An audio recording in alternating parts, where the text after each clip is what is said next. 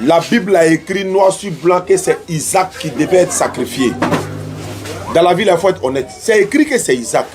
Mais nous, on conteste pour plusieurs raisons et nos arguments sont les suivants. La Bible dit dans Genèse 22, Dieu dit à Abraham, je vais te mettre à l'épreuve. En disant ceci, prends ton fils, ton unique fils, celui que tu aimes, Isaac. 3 précisions, c'est trop. Pourquoi c'est trop? Si réellement le fils unique là veut dire qu'il a un seul enfant, ce qui est vrai, on ne doit pas préciser autant. Prends ton fils, c'est déjà suffisant. Ton unique fils, ça fait 2 précisions, c'est déjà suffisant. Mais Isaac, et puis on met celui que tu aimes. Trop de précisions là, il y a un problème. Est-ce qu'il n'aime pas Ismaël? Il n'y a pas un verset qui dit il n'aime pas Ismaël, ça fait 1. Pourquoi on dit celui que tu aimes? Et quand on dit fils unique là, de quelqu'un là, est-ce qu'ils sont 2? Ou bien c'est quand il est 1, on dit fils unique? Logiquement, c'est quand il est 1, on dit fils unique. C'est de ça que je voulais qu'il réponde. Il n'a qu'à dire oui, logiquement. Quand on dit unique, c'est parce qu'il est 1. Voilà pourquoi il est ramené dans Jean 3,16 là. Dans pour Jean 3,16 là, il accepte quand l'enfant, quand Jésus est unique, parce qu'il a utilisé le mot unique. Mais il ajoute autre chose là-bas. Non, non, non, ça va être l'autre sauve. Ça va être l'autre sauve pas. Mais le problème n'est pas le sauveur. Le mot unicité. Il n'y a pas de. Quand on dit Marc 12, 29, écoute Israël, le Seigneur notre Dieu est l'unique Seigneur. Il y a 2 dieux ou bien. Mais c'est le même mot unique qui est utilisé. Moïse a dit ça dans l'Ancien Testament, Deutéronome 6, 4. Jésus a répété dans le Nouveau Testament, Marc 12, 29. Mohammed sallam a répété la même chose dans la Sourate 112. Dit il est Allah unique. Je vais parler du mot unique. Pas de qui il est sauvé. Non, non, non. Le mot unique là-haut. Est-ce que ça peut s'attribuer à 2 personnes? C'est pas possible. Maintenant, pourquoi? Si ça s'attribue à Isaac là, qui il est unique là, c'est faux. Pourquoi c'est faux? Mais comme il est chrétien, ou bien il n'est pas chrétien, ou en tout cas il est serviteur de Jésus, il ne veut pas admettre qu'il y a problème là-bas, là, parce que c'est son livre de foi. Donc il s'accroche. Même si c'est ton livre de foi, si toi tu me montres une erreur dans le Coran, il dit, ah vraiment, c'est pas logique. Le Coran ne peut pas dire à quelqu'un, fils unique, alors qu'il a 2 enfants. Il y a cherché à comprendre. Maintenant, nous, on a cherché à compris que quand Abraham, Dieu lui dit fils unique là, on regarde la distance d'âge entre les 2 enfants, il y a 14 ans de différence entre eux. Il a eu Ismaël lorsqu'il avait 86 ans, il a eu Isaac lorsqu'il avait 100 ans. Ça fait 14 ans de différence, ça fait 1. Deuxièmement, le thème unique là, ça ne peut pas s'attribuer à Isaac pour la simple bonne raison, Abraham, son premier enfant, c'est Ismaël. Et l'épreuve ne peut pas avoir lieu tant qu'il y a 2 enfants. Si Dieu dit, il faut me sacrifier ton enfant, il n'a pas dit l'un de tes enfants. On comprend français. Il faut me sacrifier ton enfant. Il y a combien d'enfants? Et puis il va dire, s'il y a beaucoup là, il va lui demander lequel. Et s'il y a 2 enfants, et que Dieu veut que je sacrifie le premier-né, ou bien encore l'un des enfants, il doit préciser, il faut me sacrifier ton premier fils. Il ne va jamais dire unique. Unique là, il doit être 1. L'épreuve, il doit être 1. S'il y a épreuve, j'ai pris mon fils, il m'a le déposé dans le désert d'Amazonie. J'ai tué celui qui est là. Voilà, l'autre là, c'est un espoir. Tôt ou tard là, je vais le revoir. Voilà ce que je suis en train de lui dire, de réfléchir pour dire. Quand Dieu dit épreuve là, l'enfant doit être 1. Et l'enfant unique d'Abraham, durant près de 14 ans, c'était Ismaël. Ma question demeure. Et s'il ne répond pas à cette question, on va avancer. Parce qu'on ne peut pas l'obliger à accepter, mais vous n'êtes pas quand même chose. Vous comprenez. Moi, il lui a dit, Jean 3,16 là, il y a combien d'enfants dedans? Il dit, il y a 1. On parle de qui? Il dit Jésus. Mais je peux contester. Parce que le nom de Jésus n'est pas mentionné. Mais c'est les commentateurs bibliques qui disent non, c'est Jésus. Et nous, on l'accepte. Maintenant, dans Genèse 22 là, prends ton unique fils là. Il y a combien dans le mot unique? Il dit non, la promesse de Sarah, ce n'est pas ma question. Il y a combien d'enfants dans le mot unique? Il n'a qu'à dire il y a 1. Ok. S'il y a 1 là, c'est qui? S'il dit c'est Isaac, c'est faux. Mais si c'est Isaac là, c'est pas normal parce qu'il y a Ismaël. C'est qu'on ne peut pas parler d'unicité quand il y a 2 enfants. Voilà ce que je dis. Et je m'arrête à ça. Si tu réponds, réponds. Si tu ne réponds pas, dis ce que tu as dit. On passe au deuxième thème. Voilà ce que j'avais à dire. Ok. Je vais revenir encore sur ça. Il y a un passage que tu as lu là où on parle de alliance perpétuelle. Je veux qu'on redise ça. Genèse 17, 19. Voilà. Merci pour... Voilà. J'aurais dû lire le 20 même pour Ismaël. Non, on va mais lire. on va lire ça quand même. On va s'arrêter au 19 seulement. En fait, ma question est là, mais lui répond à une autre question. Non, Mais c'est pas je grave. vais répondre à ta question.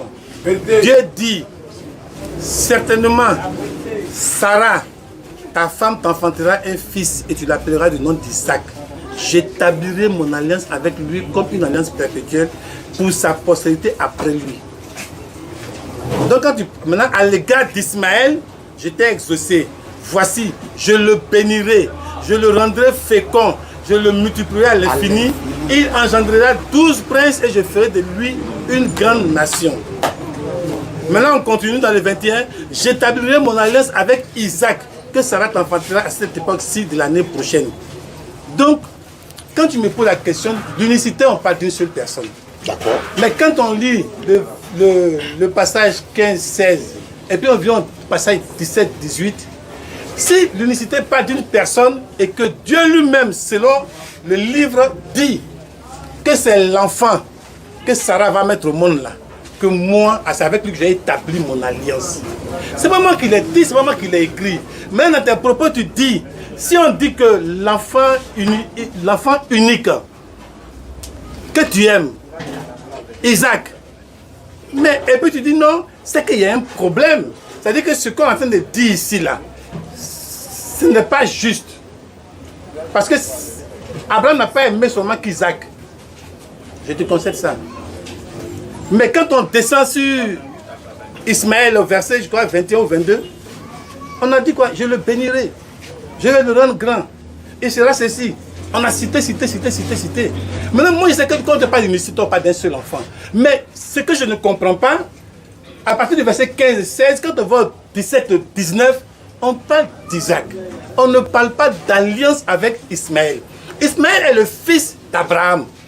Mais ce n'est pas de lui que va descendre l'alliance et ce n'est pas de lui que l'alliance perpétuelle va être établie. C'est clair dans la Bible. Voilà pourquoi je te dis que je t'ai répondu, mais tu refuses. L'unicité là, quand on parle de pas d'un enfant. Mais quand on parle de bénédiction, de postérité, d'alliance, tout et tout, on ne parle pas d'Ismaël. C'est pour ça que Dieu dit, prends ton fils unique et tu as répondu à la question. Tu dis que l'alliance là, elle n'est pas charnelle, elle est spirituelle. Donc si elle est spirituelle, puisqu'on ne raisonne pas charnellement, donc Dieu, ce qu'il a dit est normal. Parce qu'il dit, je vais bénir Ismaël. Je vais le faire grand. Je vais faire ceci. Il va lui donner ça. Il aura l'argent. Il sera grand. Il sera un grand peuple. L'Arabie Saoudite sera pour lui tout et tout. Mais ce n'est pas avec lui que je vais signer l'alliance là. Que je vais sceller l'alliance. C'est pour ça qu'il dit à Abraham, prends ton unique fils. Parce que c'est pas parce qu'il ne considère pas Ismaël. Hein. Mais comme Ismaël n'est pas l'enfant de la promesse, donc il ne parle pas de lui, selon la Bible. C'est pas moi qui ai écrit. Je ne te réponds selon la Bible. Je ne peux pas te répondre selon mon raisonnement charnel. Je ne le ferai jamais. Ça fait un. Quand tu prends Jean 3,16, je te dis que ça n'a rien à voir avec unique d'Abraham. Là-bas, on dit, Dieu a tant aimé le monde qu'il a donné son Fils unique afin que quiconque croit en lui ait la vie éternelle. Ici, on dit que Dieu doit tisser une alliance avec quelqu'un. Mais la Bible nous dit, selon ce qu'on lit ici, que c'est Isaac. Jamais on a dit que c'est Ismaël.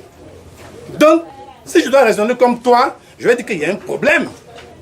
Tu comprends? On n'a pas encore touché au Coran. Hein? Je vais dire qu'il y a un problème. Tu comprends un peu ce que je veux dire? Donc, il ne faut pas prendre un verset qui n'a rien à voir avec l'autre verset. Là, on parle de fils unique, mais lui, l'enfant doit croire en lui. Mais ça veut dire de croire à Ismaël, mais à Isaac. Donc, je m'arrête là.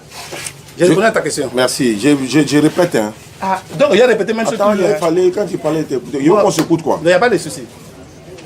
Tu es en train de parler d'alliance. Moi, je parle de l'enfant qui devait être sacrifié. Les deux enfants sont deux alliances. Galate nous dit.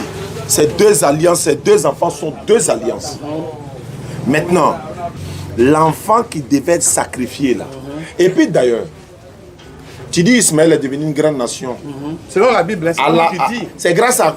Qu'est-ce qui s'est passé et puis Ismaël est devenu une grande nation? Voilà. Qu'est-ce qui s'est passé? Et à quel moment ou à l'avènement de qui Ismaël est devenu une grande nation en attendant que tu cherches le trouver?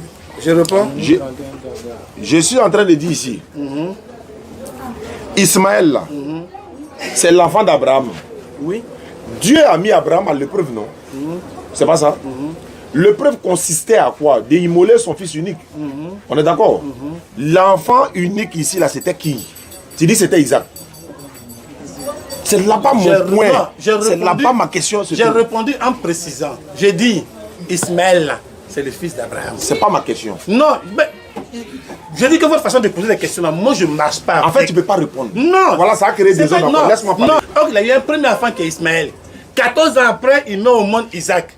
Maintenant, quand il a mis Isaac au monde là-haut, à quel moment on parle d'unicité lorsqu'il a 2 enfants? La Bible nous dit, je lis ce qui est dans la Bible. C'est ce qu'il il n'invente pas. La Bible nous dit que l'enfant avec qui Dieu et l'enfant qu'Abraham devait normalement immoler, c'est Isaac.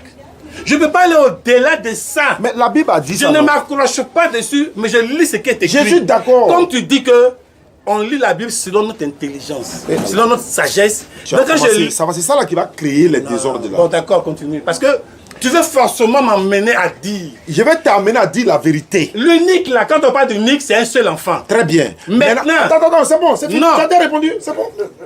Donc je réponds puis je ne m'explique pas. Non, tu as déjà répondu à moi, ma question, ça me suffit. L'unique, c'est un seul enfant. C'est pas un débat ça, ce que tu es en train de faire, c'est pas un débat. Quand on parle d'unique, on parle d'un seul enfant. En réalité, le mot unique signifie un seul enfant. Mais ça me suffit. Maintenant, la Bible dit l'unique là.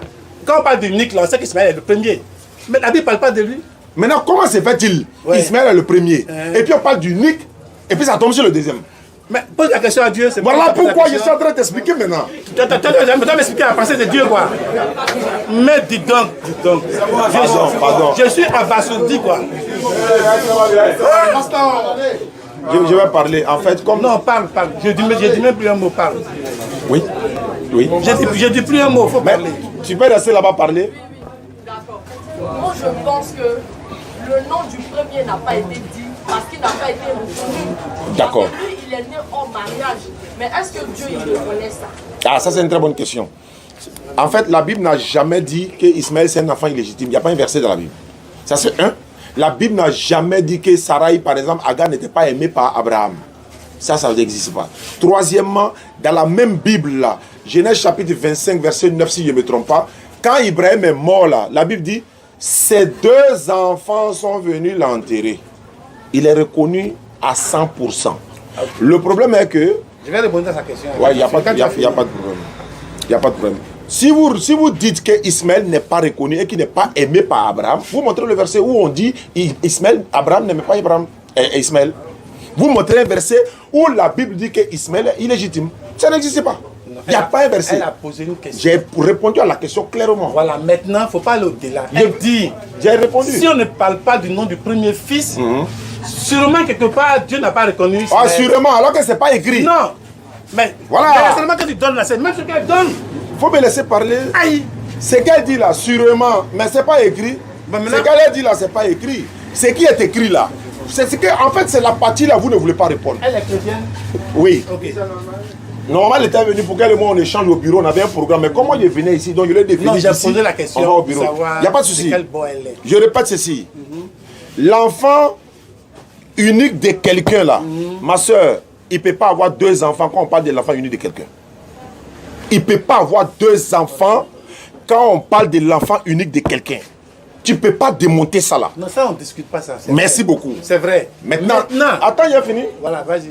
Ça, on est d'accord, non? Oui, je suis d'accord. Donc, quand c'est un seul enfant, et puis on dit à Abraham, ton unique fils là, pourquoi c'est 2? Donc, il y a un mensonge. Il y a mensonge. Voilà. Il va te dire. C'est là que je voulais que tu en viennes. Il a prouvé. Il a prouvé le mensonge. C'est là que je voulais que tu en viennes. Attends, il a prouvé le mensonge. C'est moi qui ai dit, non? Oui, prouve le mensonge. Alors, je répète encore. Vous voyez que, c'est-à-dire que là, ceux qui ont écrit la Bible là, ils veulent écarter le sauveur de l'humanité, Mohammed sallallahu alayhi wa sallam, de la course à l'apostolat. Je lui ai demandé, à partir de qui Ismaël est devenu une grande nation? À partir de qui? Parce que Dieu dit, il deviendra une grande nation. Il n'a pas encore répondu. Hein. Maintenant, qui a fait que Ismaël est devenu une grande nation? Qui? Des réponses. Ouais, il faut répondre. On va lire dans la Bible. Mais la Bible est claire dessus. Va prendre l'enfant, parce que moi, dans mon plan, je dois le bénir. Je ferai de lui une grande nation.